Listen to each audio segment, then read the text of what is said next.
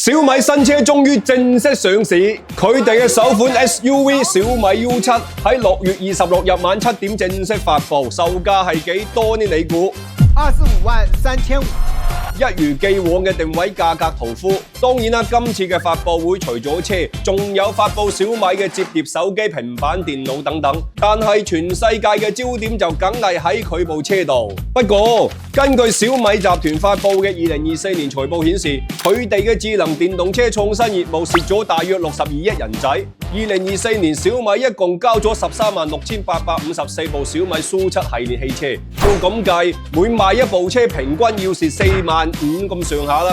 而且佢舊年有超過17萬部車嘅訂單要延遲交付，平均交付週期普遍都要等20幾30個禮拜。喺咁嘅情況底下，點解小米仲要興致勃勃咁發佈新車呢？皆因佢部車都仲未上市，班資本大鱷已經流晒口水。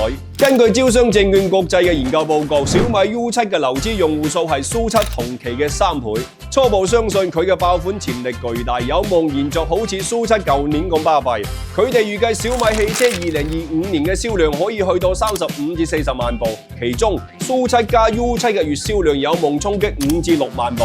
Morgan Stanley 收到風就直接上調小米集團嘅目標價位去到62蚊，而小米集團嘅市值單日就增長咗492億。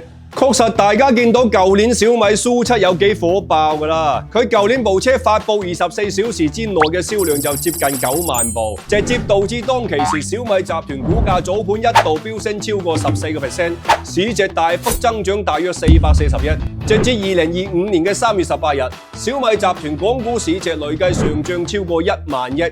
一部車硬兜兜將一間手機公司推上去全球車企市值前3名，但喺今年嘅3月底，一場蘇7嘅事故將小米汽車從天堂拉向地獄。小米嘅股價半個月就跌到每股36蚊幾。面對全網嘅質疑，一向中意玩短視頻嘅雷軍都忍下手停更咗一段時間嚟暫避風頭。可以咁講，喺呢個低位發佈新車，無疑係想一石二鳥。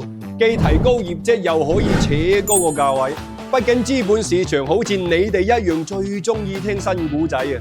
每日不停輪流廣播，聽眾都唔少㗎。咁睇嚟，今次嘅小米新車發佈，大家唔應該去買佢部車噃，應該瞓身去買佢嘅其他嘢先啱噃。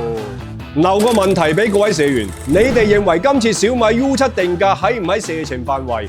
你又會唔會買呢？反正就係量力而行啦。今期先講到呢度，下期見啦！